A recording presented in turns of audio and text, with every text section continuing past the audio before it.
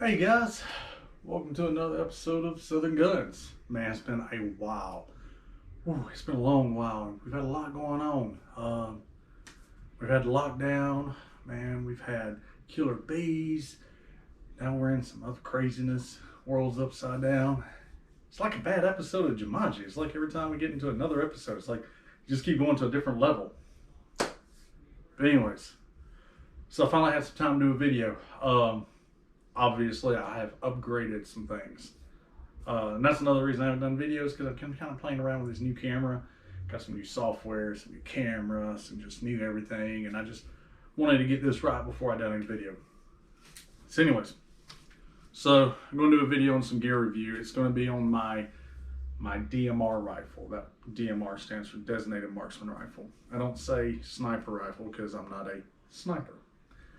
So to say sniper rifle would be kind of like you're being misleading. So we don't say sniper rifle, or I don't say sniper rifle. So I'll say DMR, Designated Marksman. So anyway, let's get to this rifle. This is my 20-inch 223wylde barrel. It is a stainless steel barrel, heavy barrel, fluted. Oh yeah, before we go ahead and get started, let's go ahead and make sure it's empty.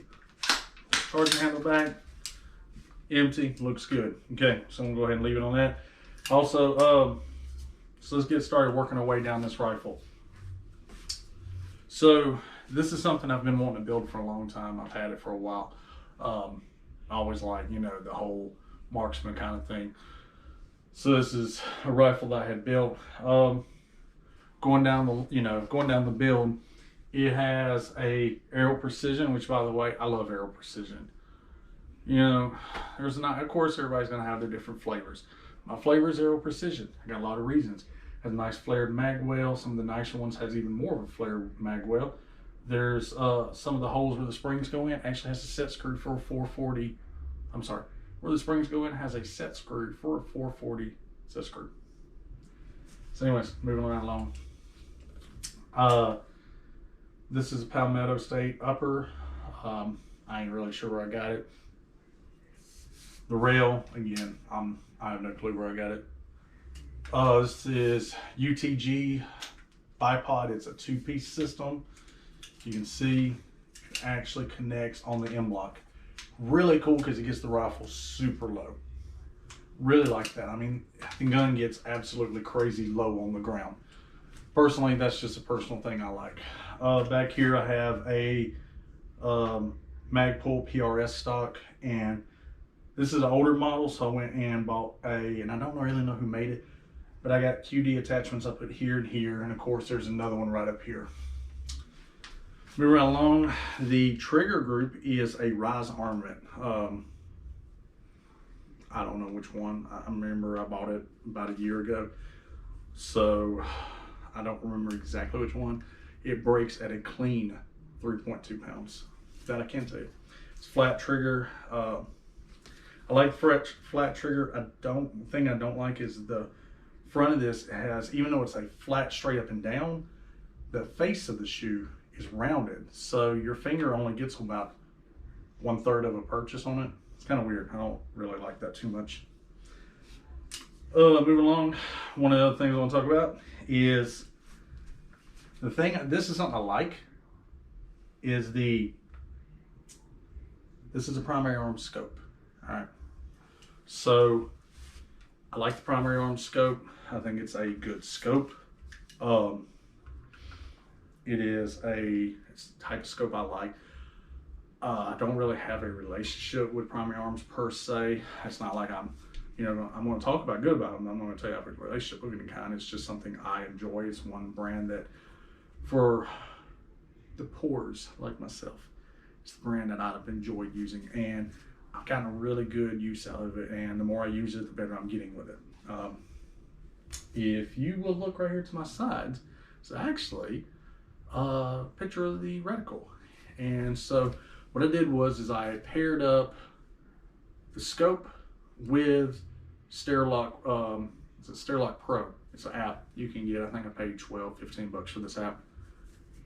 Well worth the money. I mean, if you're not really wanting to spend a whole lot, but you do want to kind of dabble into it, Sterlok Pro is a good app to get. If you look, I have the actual reticle, and I think it's set for 453 yards. And so what it's going to show is where the target's actually at versus in your scope, okay? If you look on the next picture, this actually gives you all the ballistic data. Now, you have to put in your data for your rifle. So for mine, it has a 53 grain Sierra Match Keen hollow point bullet. That's just what I found shoots really well out of this. Out of this rifle, I'm shooting 1/2-inch groups at 200 yards. So that's 1/4 MOA. You're not gonna get much better than that. Next thing you're gonna see is I actually have the bullet drop, and I'm sorry, you also have, excuse me, not bullet drop, you also have your clicks, windage, and everything else all the way out to, I think I had it down to 800 yards. So right now the range I go to at the Civilian Marksmanship program, they have an unknown distance range, so I actually practice unknown targets with this out to 600.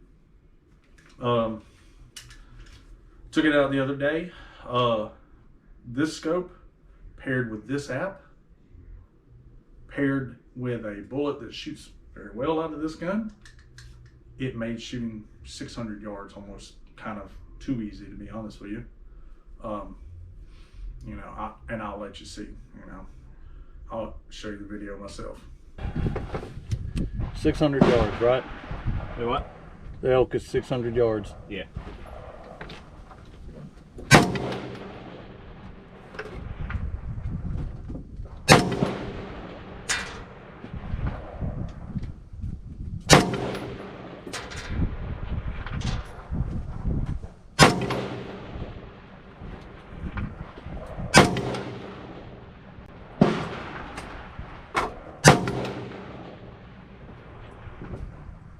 I've drilled that elk in the exact same spot.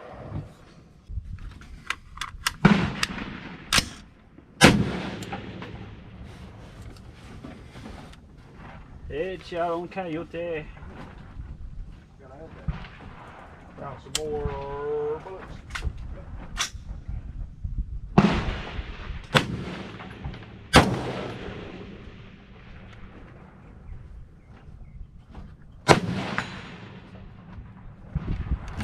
Where's my bear at?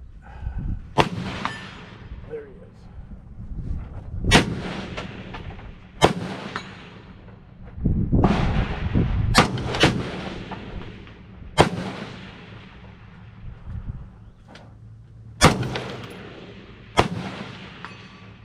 Got him. I'm happy. Get it back to 0, drop it. I just punched that steel plate out there behind just the. Alright, I'll leave you alone. I'm sorry. Whatever. I actually hit that target for once. But you need to put all these bloopers on the damn Instagram. Oh, they will be. Oh. It's gonna be you. Hey, Levi. Where I get that 100-yard plate at? Alright, hold on a second.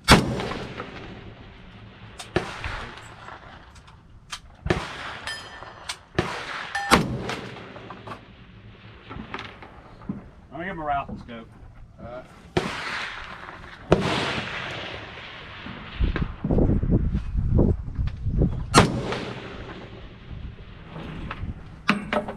Can't believe I'm actually Alright, hitting this.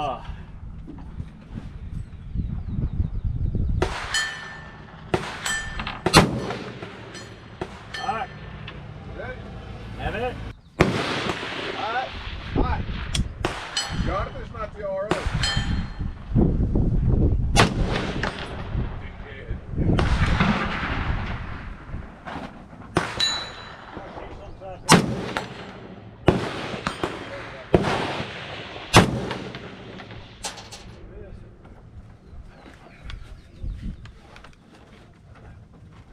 Somebody just bounced one out there in the middle of the pig.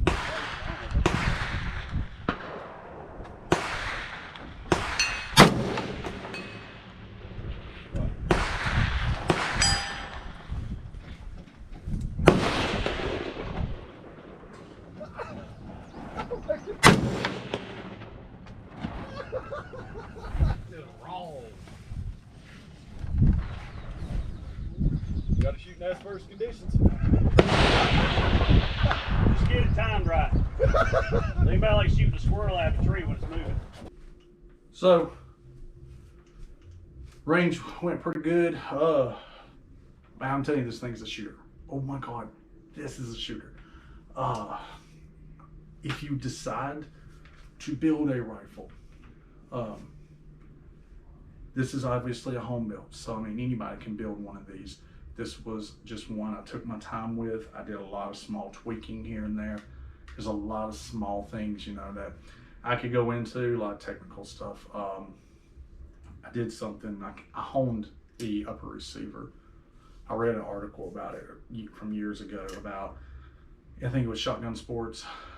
You know, this is back before we started having precision rifles. What people would do is they would take a rifle and they would have to figure ways to make it more of a precision rifle, and they had to come up with all kinds of little tweaking home remedies. And one was you would hone the upper receiver, and then what they would do is they would also hone the mount, where the barrel actually goes into the upper receiver, and then set it in there so they could actually set it. I think they called it bedding the barrel to the receiver. It was kind of weird. Like I said, for this gun, I'm getting 1/2-inch groups, 200, because that's where my zero's set. I'm happy with that. I'm sure with a better shooter and probably with a better load, it could be much better. I mean, I'm only shooting IMR 3031, which is not like the greatest powder, the most boutique powder out there.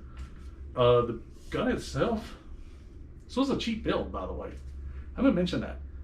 This build, minus the scope, I think was about $600, maybe. $700 minus the scope. It really wasn't that expensive.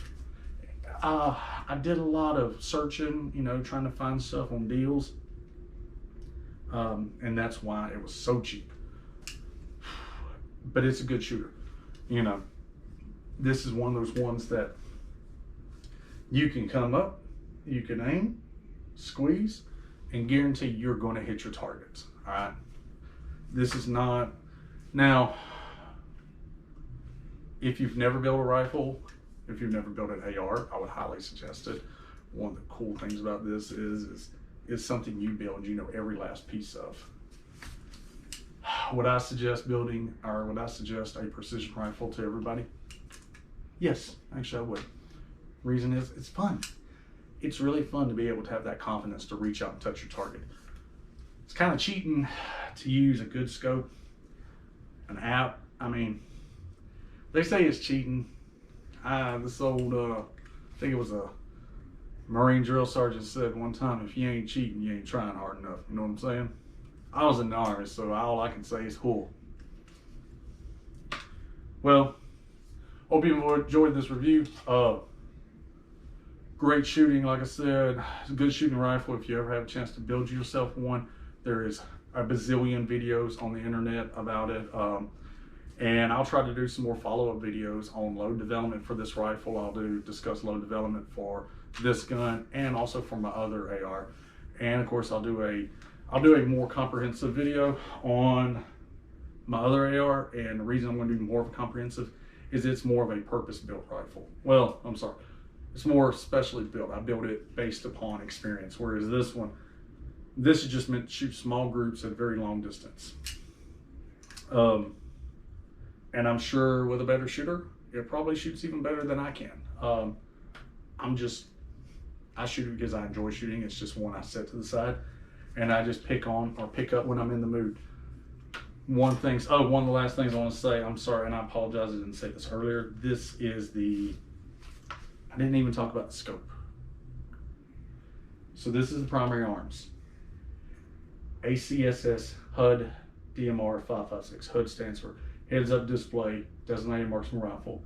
Caliber 556. So it's calibrated for the 556. When you order this scope, it is in 1/10 mil clicks, which is good. You know, if I started out on MOA, I'm transitioning, and when I say transition, I'm still learning how to use mils, and I like mils a lot better. It's so much easier. The whole reticle lights up. It's very clear. It's it's 4x14 power. So easily out to 600-700 yards, you still got plenty of power with this. It's first focal plane. At the price point, this is a loaded scope for the price point. I'm not gonna lie and tell you that this is equal or better than a Vortex Razor. I'm going to tell you that this is a good scope for the price that you pay if you cannot afford a Vortex Razor. I cannot afford a Vortex Razor, which is why I have this. And I'm happy with it. I like the scope. I'm sorry, I like the reticle. Actually, I like the reticle. It's really why I got it. I've looked at a lot of reviews on this, watched a lot of videos just like y'all, and the reticle works out really well. And of course, again, I'll do a ton of videos on just shooting this reticle. When we were shooting out to 600 yards, 600 yards, it was almost too easy to use this. And it almost felt like you were cheating because there was no effort made. Once you got to that 600-yard mark, it was easy. I mean, it was just, you're on, you just keep pulling the trigger. You can dial in or using the hold offs. You can go either way. I can hold off using the mill, or I can dial in. Either way, send it. Easy scope to use. The more you use it, easier it got. The more I've used it, the easier it's getting, and the more I can just read it. I can pull it up, look through, see where I'm aiming, hold off, pull trigger. It's not really much of a thought on this. So, again, would I recommend the primary arms? Absolutely. In fact, I'm probably going to get another primary arms, and it's nothing against any other brands. It's not against any other brand out there. It's that I've used this scope, I've had good luck with this scope, I have good results with this scope, and I'm probably going to keep using it. They're not the only brand I use. I actually have 3 Trigicons. So I'm not going to say I'm a brand guy. I'm just going to say, for what I'm looking for, this scope fit the bill at a price point that I could afford. And that's pretty good. Sometimes that's really all you need. I mean, I'm not a tier 1 operator. I'm not kicking doors in overseas. So I'm good with it. You know, leave some comments, tell me how I can do better. And again, like I said, I'm going to do some more videos, probably with just load development. I might do just discussing load development. Maybe I can help somebody out, or maybe someone can critique and can throw me some points out there on comments. So hit that like button, give me some comments, say whatever y'all want. I can't wait to see what's said, and I'll see y'all later. One more thing. Get out and go shoot. Get out and practice. Get out and learn your rifle, learn your scope, learn your ballistics. Get out and challenge yourself on different ranges, on different shooting positions. Don't go to a shooting range, lay down on a bench, sit down on a bench and shoot a tiny little group and be like, that's it, I'm a sniper. That's not even close. Because I know that's definitely not me, because I'm shoot small groups on a good day, not every day. Get out there, find a place, shoot kneeling, shoot standing, shoot prone, shoot laying down, shoot sideways. You ain't gotta be tactical to do this. All you gotta do is just learn to, you know, challenge yourself. Shoot off a barricade, shoot upside down, roll over on your back and shoot. The point is learn to shoot different positions, learn to shoot unknown distances, learn to shoot unknown targets. Don't just get out there and be like, I know what I'm doing. Because I promise you, I don't know what I'm doing. And I do this every day. That's all I got.